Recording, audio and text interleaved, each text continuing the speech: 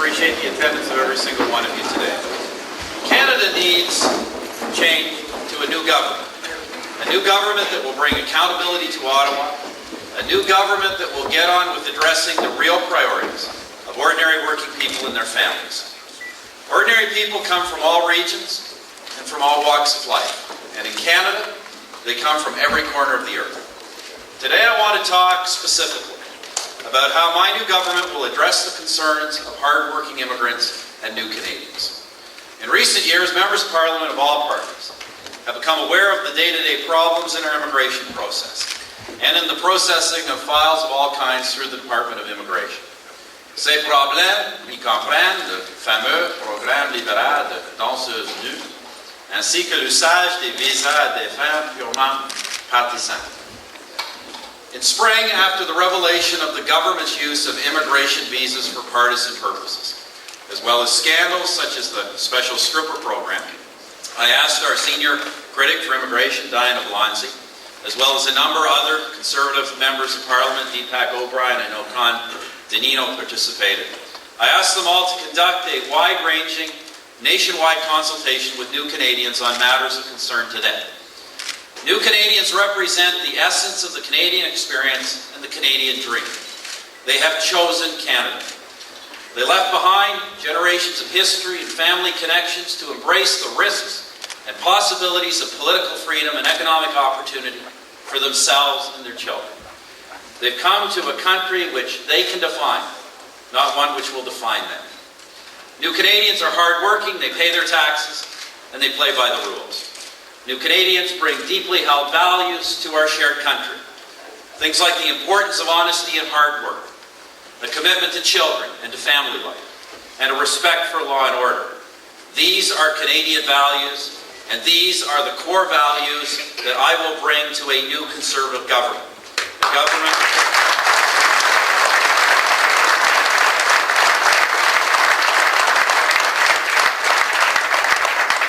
will be a government that shares those values, that shares your values, a government that is on your side.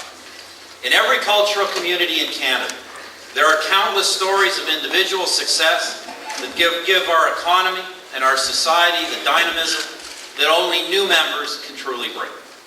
For your many contributions, new Canadians truly deserve something better than what we've seen in the recent past. You deserve better than to be manipulated by a minister seeking to trade and visa approvals for political favors. You deserve better.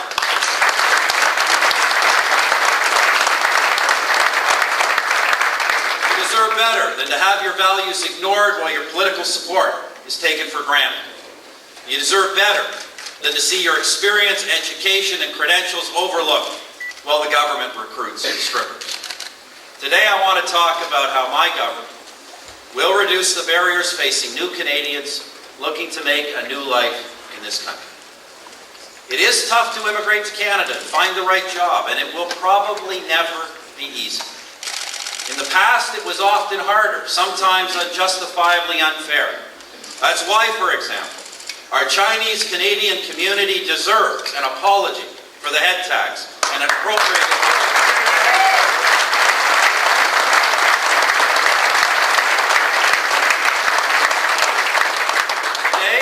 Other challenges face immigrants.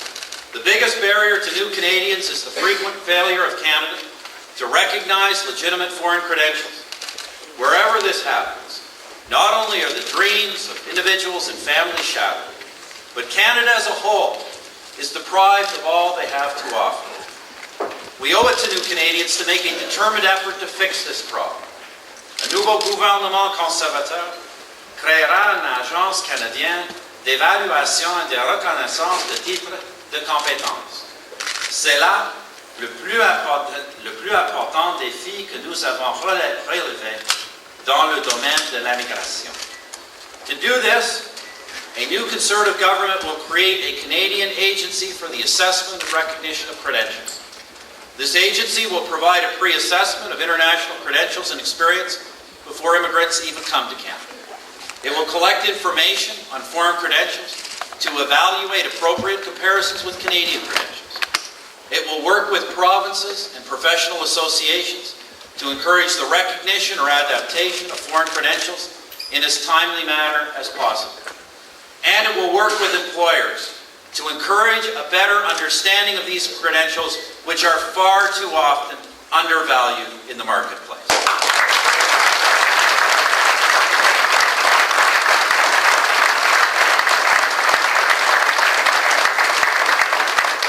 All evidence suggests that Canada will only be able to meet its current and future workforce needs by recruiting and taking full advantage of the skills of foreign-trained professionals and tradespeople. This is the most important challenge we must overcome in the area of immigration. Another barrier to immigrants is the government's $975 right of landing fee. The government imposed this fee but failed to speed up the application process. In fact, it slowed down. Despite collecting billions, the backlog of applications in immigration has only grown. Rather than forcing new Canadians to pay nearly $1,000 on their arrival, immigrants and their families should be able to keep more of their money in their own pockets to start a new life in Canada.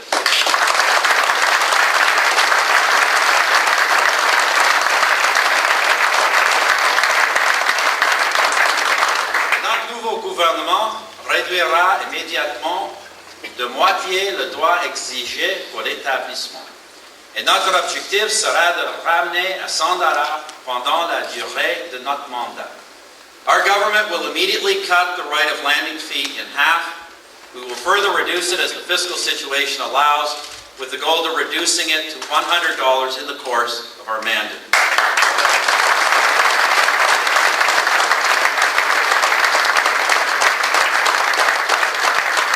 Let me just point out that it was Mr. Martin who imposed this fee in his 1995 budget.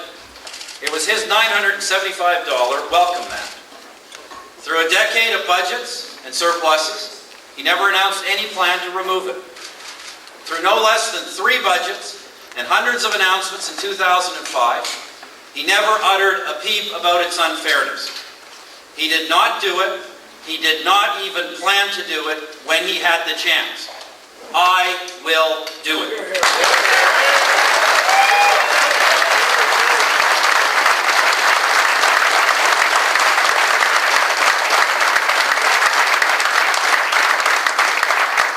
Our platform has carefully considered and costed this measure in a way that is doable. Now, friends, hardworking immigrants and new Canadians need a new government. A government that shares your values, a government that shares your priorities. Priorities like providing real tax relief to working families, by cutting the GST, by reducing taxes for small business, and by providing personal income tax relief for transit users, students' textbooks, seniors' pensions, and children's athletic activities, all of which will benefit new Canadians and their families.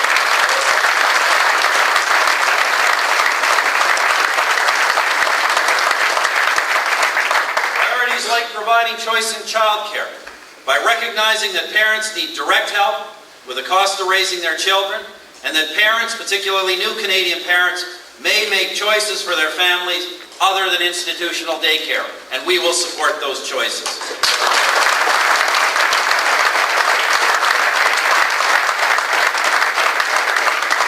Priorities like providing safe streets and safe neighborhoods, where families will not be threatened by crime and children not exposed to drugs and gangs. It's called law and order, and its symbol will be the determination of my government to thoroughly investigate the biggest crime in Canadian history by calling a full judicial inquiry into the 1995 Air India bombing.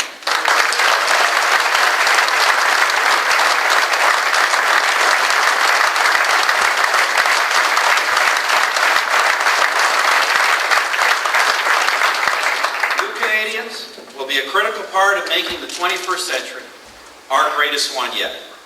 New Canadians deserve a federal government that truly respects your efforts and hard work, understands your values, and never takes you for granted. A government that you can feel part of, a new Conservative government. On January 23rd, we say stand up for accountability, stand up for new Canadians, and stand up for Canada.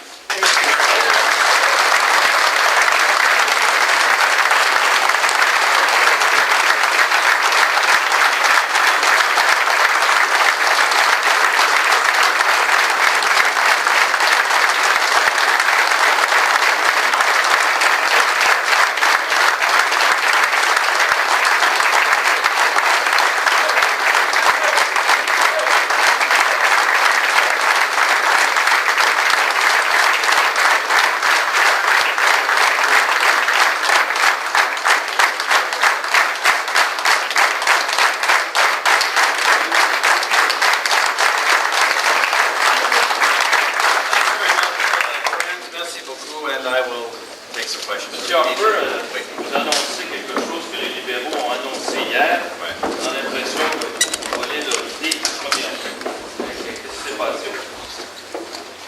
Évidemment, nous avons travaillé sur cette idée. Nous avons considéré les coûts depuis des mois. Le gouvernement crée des idées à mi-campagne. Et c'était intéressant. Maintenant, le gouvernement Martin commence à faire la campagne contre son propre bilan. Le gouvernement Martin, comme j'ai dit en anglais, le gouvernement Martin a eu plusieurs occasions, même récemment, même dans un budget juste avant le déclenchement de cette élection, de proposer une telle idée. Je pense que ce gouvernement réagit seulement à sa perte de l'appui dans des communautés culturelles de ce pays. Mr. Harper, the Liberals have counted on the support of immigrants for decades. How important is it for you in your bid to become Prime Minister to get that vote, and can you do it? Well, it's very important for us. I have, I think, made. I think even my friend Con would agree. I think I've probably made no conservative leader in history has made greater effort to make sure that the Conservative Party become culturally diverse than I have. My view has always been that conservatism in this country should be defined by ideas and principles, not by color. And I think we've made tremendous progress in a few short years. And I believe we can win an ever-growing share of immigrant and new Canadian vote. And I believe if you look at the things we stand for, and if immigrants look at the things we stand for, new Canadians look what we stand for and compare it to what the Liberals stand for, they'll see that they agree with us 90%. Mr. Harper, why did you simply reduce the head tax? You're offering to reduce it and not eliminate it. Doesn't it simply keep them as second-class citizens? Well, look, I'm for eliminating. I'm just not going to make a promise I'm not sure I can't keep. We cut it dramatically right away, and we'll try and phase it out. I say the goal is to get it down to $100 by the end of the term. But if we can eliminate, we'll eliminate it. But I got to tell you, we've been working on these things for months. We've been working on a platform that has a lot of ideas that cost some money. We're not making this up on a campaign plane in the middle of an election campaign. And I know when we heard this report yesterday, the Liberals knew we were going to make an immigration announcement. We were going to come out with this. We were saying, well, some said, let's just eliminate it. We're not going to play that game. We're not going to make up numbers in the middle of a campaign. This promise is going to cost the Treasury $500 million. That's what we've costed it. It's a considerable amount of money. If we can eliminate it, we will. But as I say, we're not going to embellish a promise just because Mr. Martin now wants to run against his own record. Mr. Harper, do you think that Mr. Martin's campaign is in disarray? Yesterday they had 3 different messages. You've got, they rushed out their head tax announcement last night. You've got the healthcare leak to CP. Do you think that they're in a state of panic? I mean, they had this so-called major speech in Winnipeg. Wow. Well, I'm not here to analyze the other campaign. I think that Mr. Martin's messages are full of contradictions. Mr. Martin began the campaign by saying he wanted to run on the government's record. So far, every announcement in this campaign the Liberals have made, whether it's on crime, whether it's on health care that's coming, whether it's on immigration, are direct contradictions of the government's record. They're actually running against their own record. And I think it's an incredible display. I should also mention the other message of Mr. Martin yesterday was once again, two things he did once again to start musing about André Boisclair being the Premier of Quebec and to once again question my patriotism. Let me just say 2 things on that. First of all, I'll say what I said in every speech. We've got the most federalist premier in Quebec in my lifetime, Mr. Charest. He's a great friend of this country. I'm going to work with Mr. Charest, embrace his ideas on Canada, and make Quebec a stronger partner within the Canadian Federation.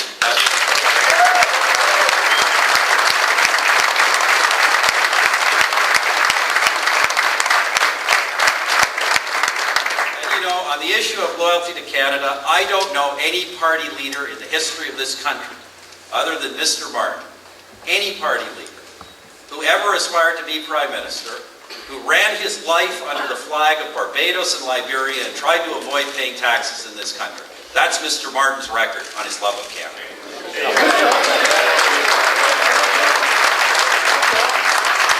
Canadian Coalition for Democracy is when they oppose the Liberal candidate of Islamic State. Obviously, they have close ties to the Conservative Party. The GTA organizers on board, one of the candidates on board, the organizer for the candidate, and this writing is on board. Do you think you should apologize for this? Well, first on the first count, I can just say this organization, whatever it said on its own. I'm not frankly aware of the statement. I'm not frankly quite aware of the statement or the incident you're referring to, but I certainly can take a look at it later to give you more information. Mr. Harper, how many immigrants should we be letting into the country on an annual basis? And how do we get people not to settle in Toronto, Montreal, Vancouver, but for instance immigrants to settle and create jobs and prosperity in Atlantic Canada, northern and rural parts of Canada? The numbers of immigrants, and how do we get people to go not to Toronto, Montreal, and Vancouver? Yeah, those are both interesting questions. On the first one, look, I don't tend to view immigration as a numbers game. The goal, there's been a goal, as you know, to get 1%, equivalent to 1% of population, a goal we've fallen far short of. I think we're probably going to continue to fall short of goals. I think what's got to change in the immigration area over the next decade or so will be Canada more actively recruiting immigrants as opposed to just passively accepting applications, because I think we're going to not only need immigrants, but we're going to find the battle to get immigrants is going to get more and more difficult. On the issue of how we get immigrants to settle outside of the major metropolitan areas, that's a tough question. I know it's one that Diane and others have given some thought to. It's not easy. Some have suggested that there be restrictions, but I frankly think it's very difficult in a charter sense to apply restrictions, mobility restrictions in Canada to immigrants once they enter Canada. And I mean, historically, the tendency is that immigrants come to job opportunities.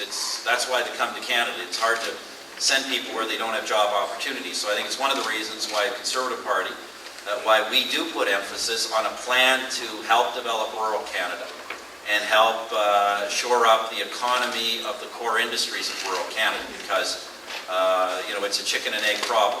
We need immigrants to stimulate the economy, but we also need those economic opportunities to encourage immigration. How do you plan to convey Merci beaucoup pour le gouvernement conservateur dans respect le champ de juridiction et des provinces. Alors l'agence de beaucoup de ce dossier, beaucoup de fédéral a aussi un rôle important. C'est le fédéral qui détermine à la fin l'immigration. C'est le fédéral qui détermine ailleurs au monde les besoins du marché du travail du Canada. Un dialogue et une collaboration de résoudre ces problèmes. C'est le cas que tous ces problèmes ne peuvent pas être résolus seulement par le fédéral. Mais c'est nécessaire à cause de... Les avocats, pour les médecins, pour les ingénieurs, pour les comptables, oui, vous n'avez pas vraiment le pouvoir de changer leurs règles. Non, oui, comment vous allez faire? Non, oui, c'est vrai et c'est nécessaire. Le rôle du fédéral, c'est pour ces choses une coordination. Mais quand les provinces visitent Ottawa, par exemple, pour demander de l'aide pour le système de santé, c'est nécessaire pour le fédéral de faire l'emphase sur l'importance de résoudre les problèmes dans la profession des docteurs, par exemple. Mais il y a beaucoup d'autres cas.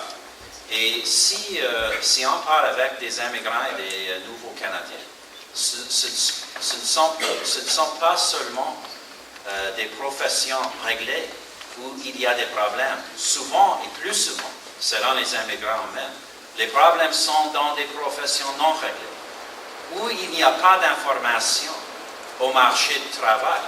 Et il y a beaucoup d'idées préjugées sur des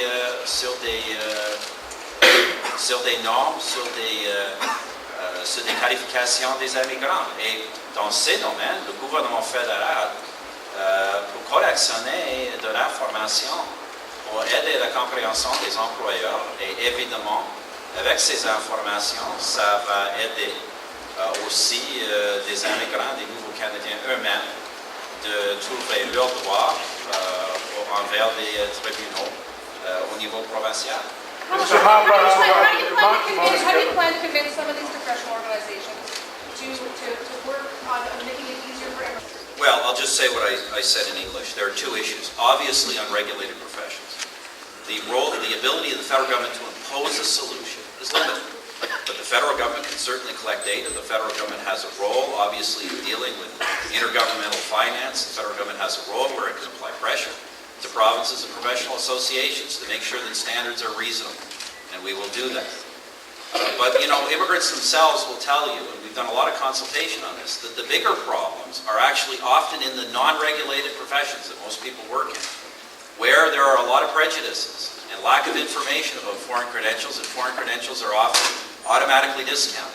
The federal government can certainly get that kind of information, out widely in the workplace.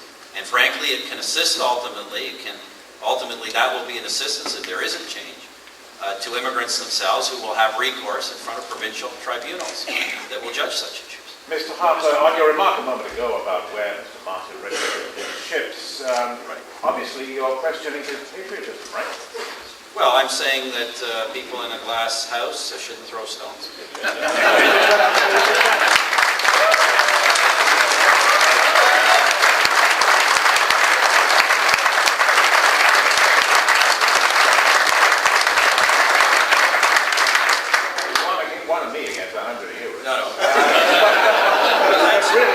That's unfair odds for us. Totally unfair. But is that really where you want to go? 2 weeks still to go in the campaign. Are you going to get that low, really? Terry, Mr. Martin has questioned my patriotism. I am only stating the facts. The fact is, Mr. Martin lived a good deal of his professional life under the flag of other countries, and that Mr. Martin constantly tried, and was successful, I gather, in avoiding paying taxes in Canada. That's the record. So Mr. Martin wants to have a debate about patriotism. I'll just put the facts in front of the Canadian people. They can judge.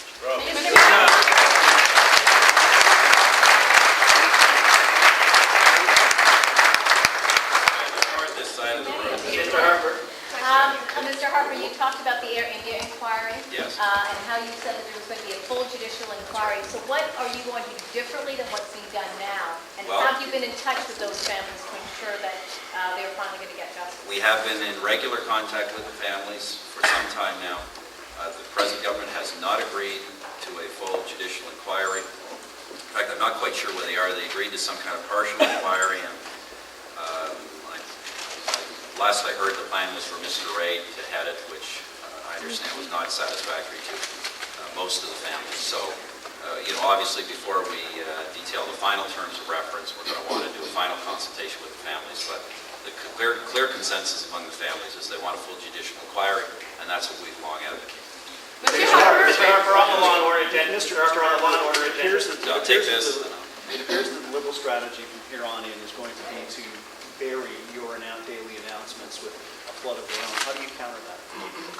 Well, to a large degree, I think we've countered it by getting most of our announcements out early on, making it clear to people that these things are not being made up in the dying days of a campaign. And we've got them out, we've communicated them, we're going to continue to do so. I think the Liberal Party is going to have a lot of trouble when, as I say, they've had 12 years, this Prime Minister in office 2 years, 3 budgets, hundreds of announcements in the lead up to this election. I think it's going to be difficult at this point to convince anybody that there's any credibility behind a whole slew of new announcements. Just take a couple of minutes. 27 community groups came together yesterday, and they said that it's not tax cuts that their communities that are at risk of need, it's investment. It's investment in housing, it's investment in jobs, retraining programs for youth. They've rejected your tax credit plan. They want to see federal involvement in their communities. What are you promising these communities at risk of this in the city? Well, as I've said, we're prepared to, part of our program on crime will be to fund crime prevention programs. And we've said that will be part of the mix. But look, other parts parts of the mix, and particularly at the federal level, the most important federal role is the regulation of the criminal code itself. We plan to toughen the criminal code, make sure there are mandatory prison sentences for serious, violent, repeat offenses. We've been consistent on this for years. That's what we're going to do. In other areas, When do we see the prevention look, part of other the the tax reductions that we're talking about in our platform are not, they're not necessarily there as crime prevention measures. Tax reduction is to make sure that the population of this country, which has been grossly overtaxed for a decade now, gets some of their own money back in their own pockets so they can actually participate in this wealthy economy When the do we government see keeps the telling us prevention we have. program? When are we going to see the prevention program? Sorry, They have to be developed in consultation with other levels of government because they're primarily the jurisdiction of other levels of government. Mr. Harper, my question is, I have two questions. Sorry, okay, go ahead. Are you with the media? Yeah. Yes, Go ahead. yes. Okay, great. From Pakistan Media, Yeah. Karma Radio and newspaper. I have two questions. One about bill is already there, Bill C-36. It's not Canada. We don't feel like it's Canada. Bill C-36, are you going to do something for that bill? It's SWORD, especially for Muslim community. My other question is this, that the people from Muslim countries, lots of hundreds of people, they want to come here and they want to invest their money in business. I have seen with my own eyes, 3 days before, one person, Pakistani person, he came from Saudi Arabia on business purposes. He wanted to invest millions of dollars here, but 6 hours he has been, they have been questioning him 6 hours, and he just changed his mind. He said, whatever that is, I don't want to come and I don't want to invest money here. So, especially if there is name Muhammad, it's green passport, he has to stay there.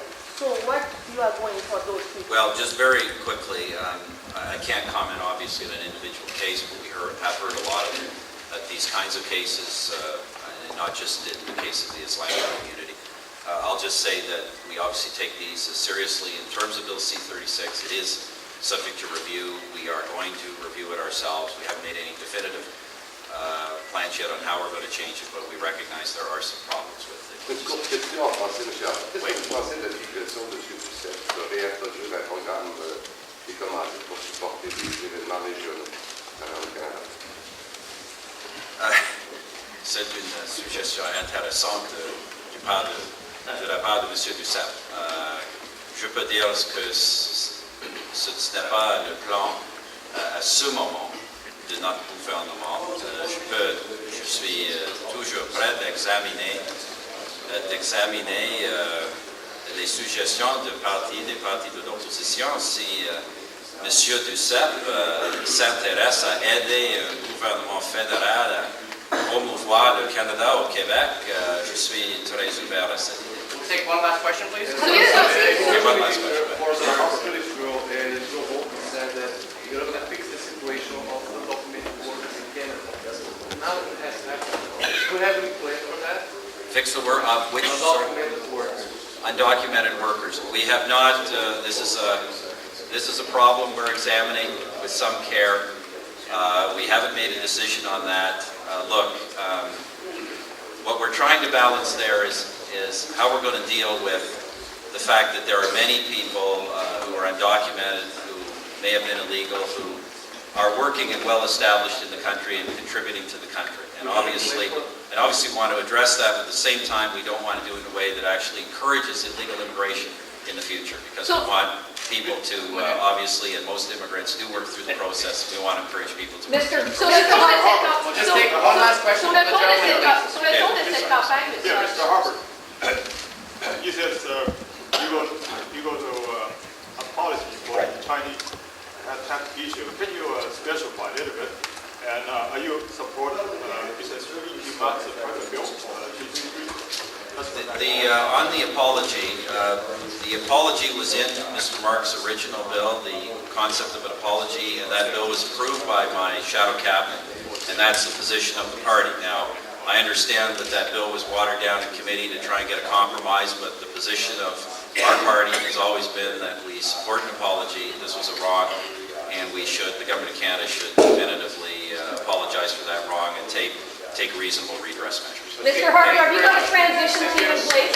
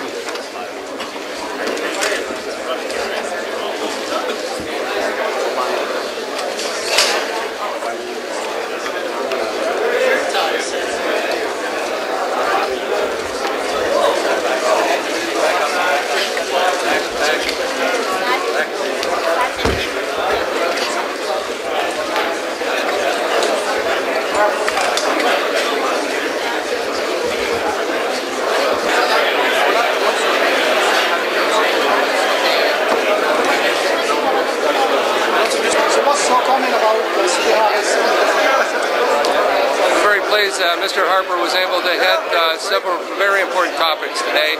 Our Pickering Scarborough East riding is very diverse, and we're looking to make improvements on recognition of credentials primarily. I have people working on my own campaign team because they haven't been able to get their credentials recognized for as long as 10 years. One gentleman, for example, with a civil engineering degree from Afghanistan, has been trying very hard to get his credentials recognized without success. We're very pleased we're able to move forward on that. I know that the Chinese-Canadian communities are very pleased that we will offer, as a government, an apology to the Chinese-Canadian people for the head tax. And the Air India Judicial Inquiry is also something that we've been waiting for a long, long time. So we're very pleased with the whole package of announcements that are made today. 我想問你今日對於 Stephen Harper 嗰個 immigration policy 嘅睇法？我覺得有啲好多新意啊，因為而家嗰個 government 係未人做到嘅，佢已經提咗出嚟啦。例如話喺新移民啦，有啲喺佢嘅原居地係有個醫生牌啊，或者係已經係一個scientist 啊，科學家之類啦。咁如果佢嚟到呢度咧，揾唔到份適當嘅工作咧，而需要係揸的士啊，做啲倒垃圾啊，咁倒垃圾可能都唔得，因為咧呢度都有倒垃圾嘅嗰啲人嘅，即係有條件先可以做得到。咁所以咧變咗佢哋好慘咯。咁但係如果係能夠啦，好似佢嘅提議咧，就喺原居地嗰處咧攞晒啲credential 係證明到佢係有咁嘅資格，可以俾佢喺呢度咧係繼續做嘅話咧，我覺得係一個非常之好嘅政策。我覺得就是話，對於今日 Stephen Harper 嘅 immigration policy 有咩睇法？我覺得佢唔係有好多新意，因為差唔多，如果大家記憶猶新嘅話，每一次大選前佢都會提出點樣對待啲新移民嘅，但係之後大選之後又唔見有其他嘅行動啊或者提議啊，譬如講話新移民嗰個海外嗰個資歷啊嘅認可啊。大選前個個都提，但係大選後又冇真正做咗出嚟。咁多年來唔係好多嘢啫。不過今日佢有一個少少新意嘅地方咧，就認為移民政策加拿大移民政策咧係應該主動去吸納移民，唔係被動咁去審閱佢哋嗰啲申請。呢個一點係好有意思嘅，因為能夠主動咁樣去吸納佢哋咧。加拿大嘅得益就好過而家咁樣被動咁樣去審住佢哋嘅呢啲文件，因為嚟嗰啲人未必係真正加拿大需要嘅人。他讲了一些很多方向，包括其中有一个 immigration policy， 就是说他没有说数目字到底是多少，不过他提到1%。那么换句话说，将来他上台的话，这不但是会做到这个1%，同时会确定这个整个移民的手续会比今天的会更完善。那换句话说，这个数目字就会，换句话说。移民的时间会缩短，这是他今天要跟我们强调的这件事。Today, Stephen Harper, the Conservative Party leader, announced two things on the immigration file. One is the establishment of a federal body that would vet and evaluate foreign credentials and experience so that immigrants to Canada would be able to know exactly what credentials would be accepted and what they would have to do to obtain Canadian equivalency. This will help a great deal because so many people coming to Canada aren't sure of getting a job here and they need to have those credentials validated right up front. We've also announced that we would cut the right of landing fee in half immediately. And so families coming to Canada would have much more of their own money in their own pockets to help them get established and have a good start in our country and start building the life that they came to Canada in order to realize.